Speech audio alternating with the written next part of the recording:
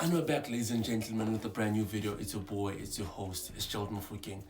Why are people judging Graham Potter's style of play already, man? Like, why are people judging Graham Potter? So to jump into the video like that. But why, man? But why? I really don't understand. Like, it's been like, what, 8 seconds already?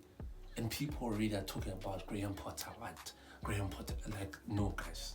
No. Let's give this brother a chance. But anyways, man, let's jump into the video. Please make sure that you subscribe.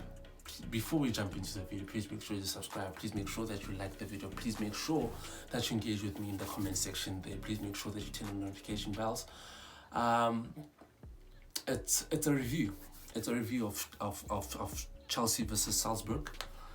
Salzburg actually came to Stamford Bridge, and it ended as Chelsea won, Salzburg won.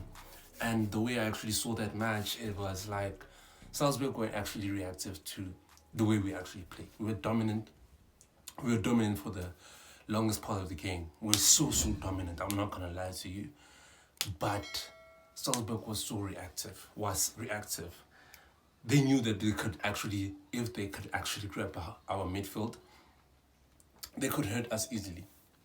And the way we played a very wide style of play. We played so wide with Sterling, with Reece James, and our back three was so dynamic, man. I'm not gonna lie to you, our back three was so dynamic, where they could actually go from a back three and easily transition to a back four with Reece James, because Reece James was the only one that was bombing forward. And I mean, I was expecting that Cucurella was gonna be bombing forward with Reece James playing wing back, but no, man. Cucurella tucked in as a left centre back, and he handled that left centre back role very well. He handled that left centre back role very well. So we are playing very wide, in the sense that Salzburg was so stacked in the middle field. They were so stacked, so it was going to be difficult. Graham Potter even said in the press conference that it was going to be difficult for us to actually play them going through the channels of their midfield. It was going to be difficult for us. So instead, we actually went wide, played with Sterling, played with Reece James, because you actually saw that Reece James, for me, besides the Sterling goal, was man of the match for me.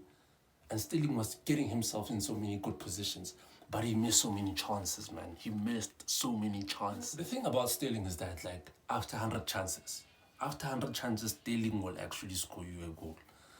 But we don't want that, because you will get a team that will equalize, or a team that will actually beat us, and we're reliant on that one goal from Sterling. So that's why I'm saying that we don't want that. He actually did that a lot at City. Sterling got into good positions, man. Like, our forwards got in good positions, but the end product wasn't so good. It wasn't so good. Check Aubameyang, dog. How many crosses were coming in? He was in a good position, but he couldn't finish. How many crosses were coming in for Aubameyang? Time in, time out from Reece James, dog. How many crosses? And I was starting to think that, are these Reece James crosses very slow for Aubameyang, man? Because the way he didn't react to those balls. The first ball, I remember, it was an in-swinger that was like coming to Aubameyang's head, and Aubameyang didn't even bother himself. I don't know whether, my boy, you actually want to go too cool or what. You get to understand? So I really don't understand. Like, so many balls were coming in for Aubameyang, and I'm actually expecting him to actually commit himself, like, for those kind of balls. The second ball also came in, but a lot of people are saying that, okay, it wasn't precise. That ball wasn't precise. I agree, it wasn't precise, but, like, actually try to commit yourself to show that, okay, you actually wanted that ball. If it was Diego Costa days, he could have threw himself to that ball, even if he misses it. He could have threw himself. That's what I'm saying, that we lack that thing of actually committing yourself for the ball.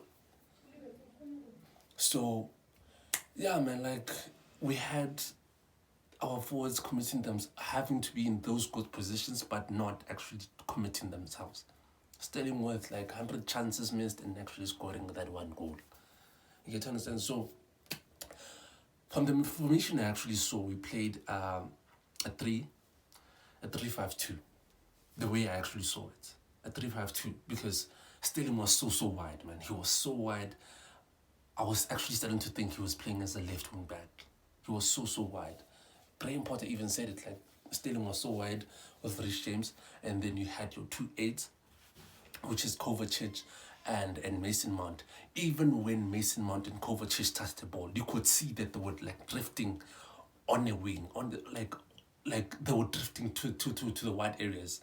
They weren't actually going in directly to actually fetch the Salzburg defenders like directly through those pockets of spaces. They weren't doing that. They were going wide.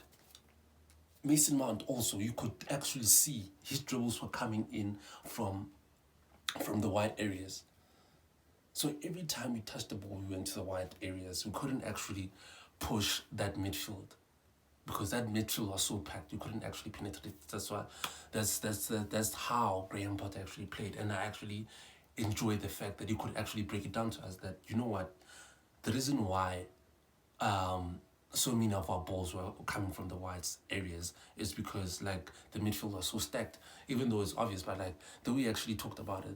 So let's give Graham Potter a chance, man. We played a 3-5-2 and it was so dynamic. I actually enjoyed the fact that it was dynamic. But what I don't like is that a lot of teams, even under Tuchel also, a lot of teams are so reactive to how we actually played. They can actually catch how we actually play in the second half, or like read us in the second half and then adapt. Not just the second half, but like even during the first half as well. They can actually adapt to how we play and then like counter how we play. You get to understand? And a lot of dominant teams, they are so proactive rather than being reactive. They are so proactive. They're so proactive. Check your Man City. Man City can play a dominant football from minute 1 up until the 90th minute. So that's why I'm saying that we need to change our mentality to being to having a reactive style of play, to having a proactive style of play. So yeah, man, like I'm not gonna bash Graham Potter. I'm not gonna even try. I'm not gonna even try. Like as I said, like it's 8 seconds. It's merely he merely like implemented what he was trying to do. And with the lineup that we went with, a lot of people are crying that we could have went with Zakaria, we could have went with we could have benched Havertz, we could have benched Mount, but Graham Potter just came in right now, and he barely knows these players. So his best defense right now is like go with experience. That's what Tuchel did, even when he came in against Wolves. Was it Wolves or Burnley? And after Lampard got sacked, that's what he did. He went with your Thiago Silvas, he went with the Aspilicuetas, he went with experience. You get to understand? So a lot of people are saying that why does it look like Graham Potter's not going to include young players whatsoever? No, man. It's not even like that. Like this guy went with experience, knowing for a fact that they're going to be cool heads. They're going to be heads that are not going to be attached to Tuchel leaving, you know. So that's what you get when you go with experience, because experience tells you that we've experienced this before and we can move on from it like that quickly. You get to understand? So let's not judge Graham Potter, man. Let's not judge Graham Potter. But other than that, man, it's a very tough group. You're going to Germany, you're going to Italy, for AC Milan. So it's very tough. Like, look at how AC Milan is playing. I hope after this break, I don't know when we're playing again, but like I hope after this break, because we're not getting Premier League anytime soon. I hope after this break that at least Graham Potter would have like whispered his style of play, or like the way he wants these boys to play after this break, man. I hope and I pray that something will actually root up after this break, man. That's what I'm hoping for. And we'll see, man. We'll see how we actually see these boys during this break and how he actually plays after this break. But I'm backing this manager. I know, like, I was so attached to Tuchel, but like I'm backing whoever's like pushing the train forward when it comes to Chelsea, man. I'm backing whoever. I'm backing whoever. Tuchel might have been the best manager that I've experienced, but like we move on. So that's the whole drill. But other than that, man, it's been your boy, it's been your host. Tell me what you think about the whole video. Tell me what you think about how Chelsea actually played. I'm not gonna judge anything, man.